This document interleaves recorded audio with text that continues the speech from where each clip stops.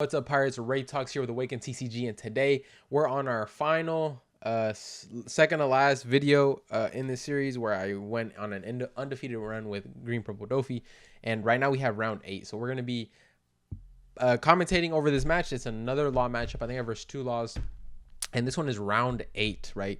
So at this point, I'm already super ecstatic. I'm happy because I didn't have my invite, and so basically going 7-0 basically means even if I lose the next 2, I should land somewhere in a good spot to get an invite, right? Because it's top 16 because it was a 500-man tournament, but a lot of people already have their invites, so a lot of those people that top will probably already have invites, and those invites get trickled down, right? So if I got top 25, top 20, something like that, even going 7-2, I would have been completely okay with, because at the end of the day, I just wanted to get my invite.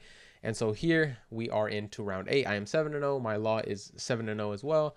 Let's go ahead and get started. I forgot who actually ends up going first. So it looks like I get first, right?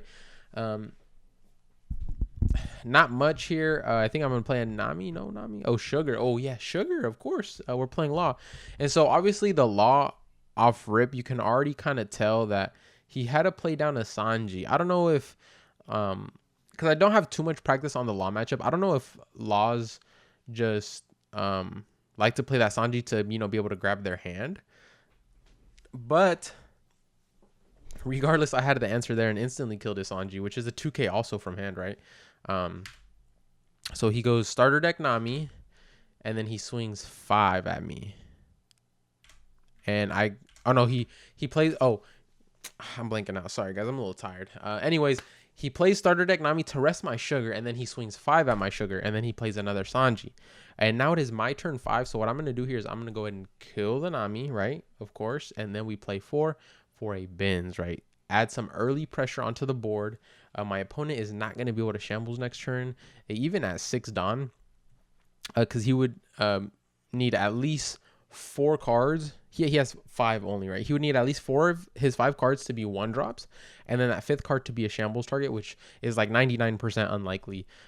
It is Law, right? So he could search, but then if he goes 2 for Dadan and searches, then he can't really, use any more 1-drops enough to be able to shambles as well this turn. He can like Nami find a chopper, but then again, you're still limiting yourself to having to have 4 1-drops, which he probably does not have. It looks like he's going 3 for a Zoro, and he swings here, which was a big no. I have Punk Gibson in hand, and I just have all the Law answers right now. Honestly, this is basically the Law matchup. If you have answers like that, even if it wasn't a Sanji 2K, if it was a Searcher, I'm still resting there, and I'm still getting 2 bodies next turn, right? And so then he goes 7 at my leader, and I go ahead and take, debating if I want to trigger or not. I'm not sure what it is. I probably don't here. I don't see a situation where I would. Yeah. Unless it was like Rampadon or something.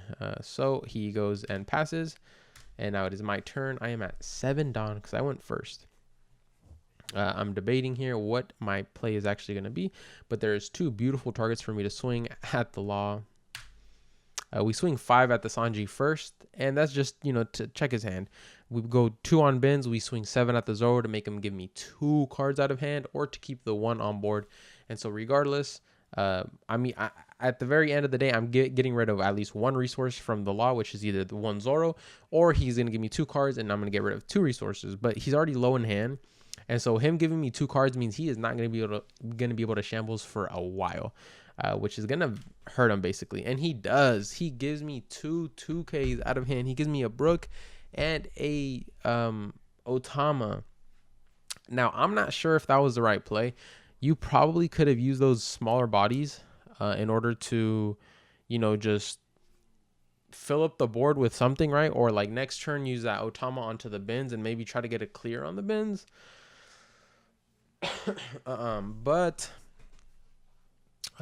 Yeah, I think he's already fallen apart from here, but it is Law, right? So all it takes is 1 card. You find your 1 card, you search, and then it's go time from there.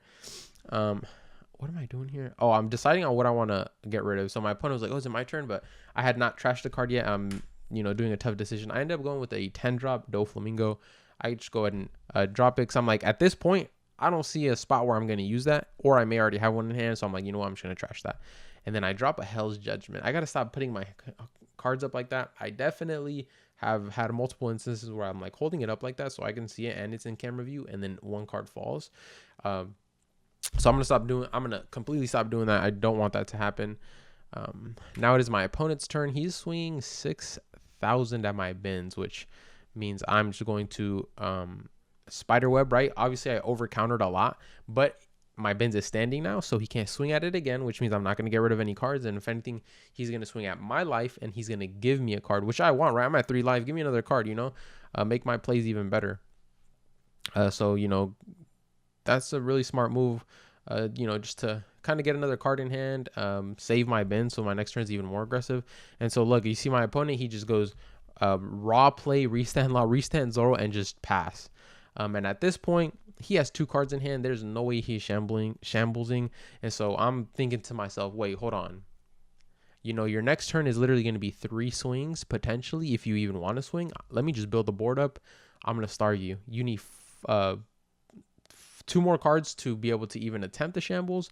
I'm going to starve you. And so my turn is really simple here. I go Luffy into Nami, and then I search for another Luffy. Why? Because I'm going to play another Luffy. If you're going to play slow like that with me, I'm going to just build up my board. Obviously, he probably couldn't do anything else other than pass, because if he swings now, I'm getting even more value swinging at his units. So it's kind of like a rough spot, like between a rock and a hard spot, or whatever that saying is. Anyways, he is now on his turn 5. Turn 5 means he is at 10 Dawn. So he probably doesn't have a lot of options here. He's down to 3 cards. So this whole game from the jump, right, I sugared and then I pun Gibson, and he just didn't find no searchers. But that's kind of the price you pay when you're playing Lost. Sometimes that's going to happen. Even with the deck I'm playing, sometimes I'll be stuck in hand with 3 events and 2 2Ks.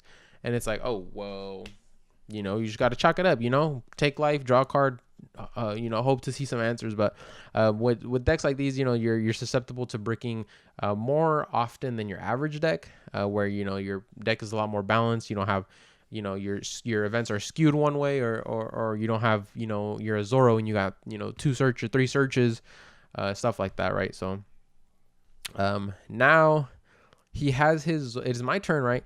He has his Zoro rested, so I'm debating on if I want. Oh, wait, what am I saying?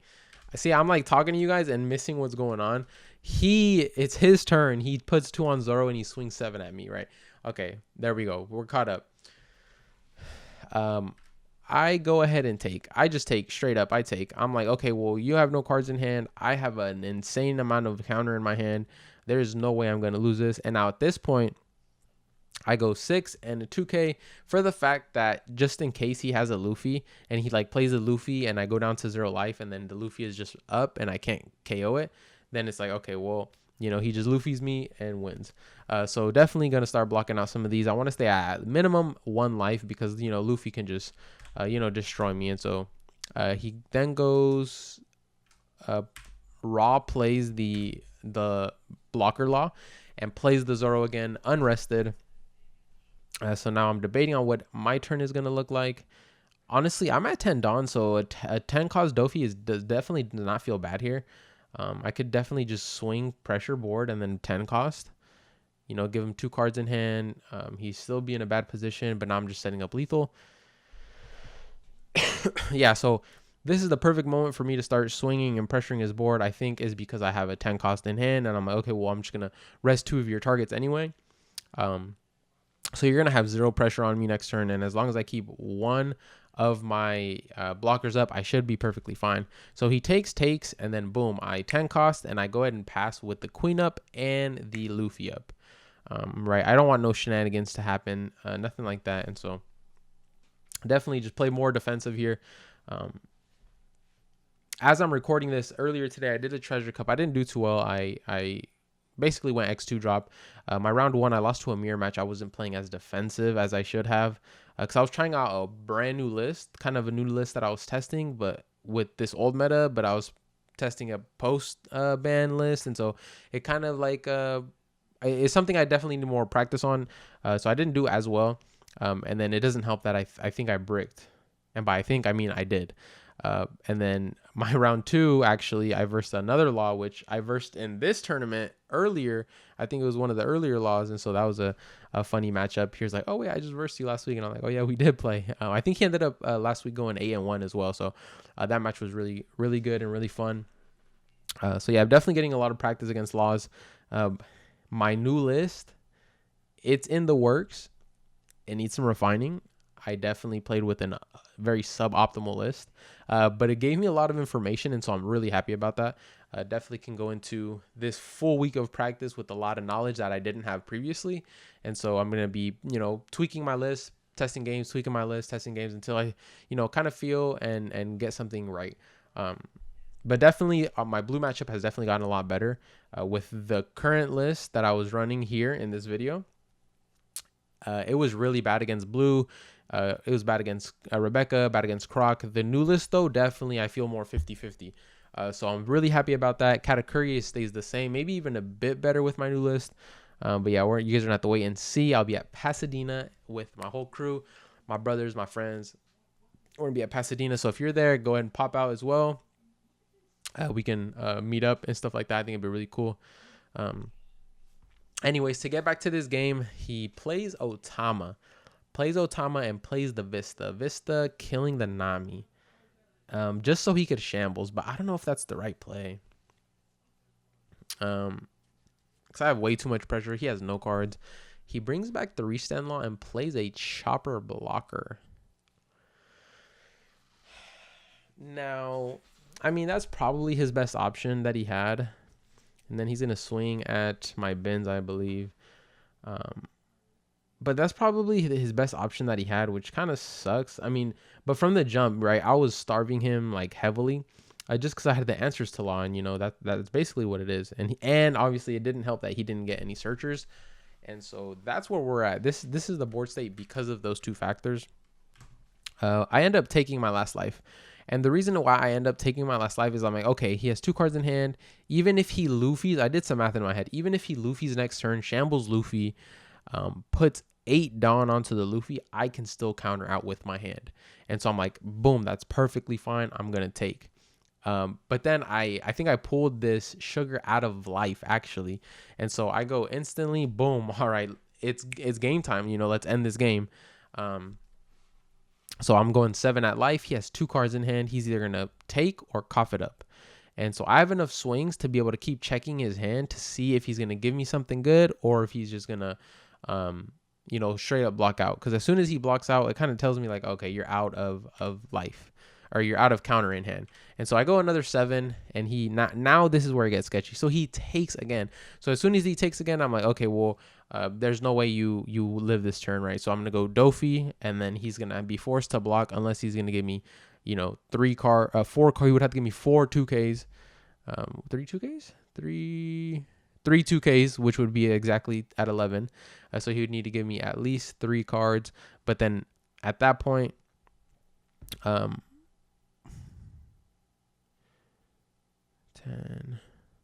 Oh, wait, but he did block out. Do I have enough swings? Oh, yeah, of course. I only need 2 swings. So he had 1 blocker and then. Yeah, so I go 6. He has no cards in hand. He blocks and then. Okay, I'm over here like. Anyways, that was my probably. I wouldn't say my easiest matchup because Law is a very difficult matchup for Doffy, but it was an easy match for the fact that I saw a Sugar, I saw a Punk in starting hand, and my opponent got no searchers out of life. No searchers at all, maybe not out of life, maybe not out of deck, but he just didn't see no searchers, right? And so that's kind of just a law problem in general. So it definitely went smooth. I definitely enjoyed this match a lot. It was a breath of fresh air because I was feeling really anxious at this moment, and now me being 8-0, I'm like, oh, one more match. That's what I kept telling myself in my head to calm myself down and keep myself on down here on Earth. I was like, one more match, just one more game. I'd distract myself, do stuff here and there and just walk around, try not to think about my previous match, and then just, as soon as I got into my next matchup, focus on that fully. Not streaming definitely helped. Every time I stream, I get distracted, right? In between games, I'm like talking to chat, this and that, when I could just be, focusing up, on the whole tournament. But regardless, thank you guys so much for watching. We are hitting that 15-minute mark right now. I don't want to make these videos too long if they don't need to be. The giveaway video is going to be coming up soon with all the winners and how to contact me. So I apologize for that. I'll get all the pricing out this week. Make sure to like this video. Comment down below what you thought of my whole run. We're nearing the end. We have one more video that's going to be releasing on Tuesday. Anyway, subscribe to our channel. We're at 1,500 subscribers. We made it to 1,500. So we appreciate you guys so much. You guys are still getting these daily videos every single day. We love you guys. See you guys on the next video. You guys have a wonderful day or night. Peace out.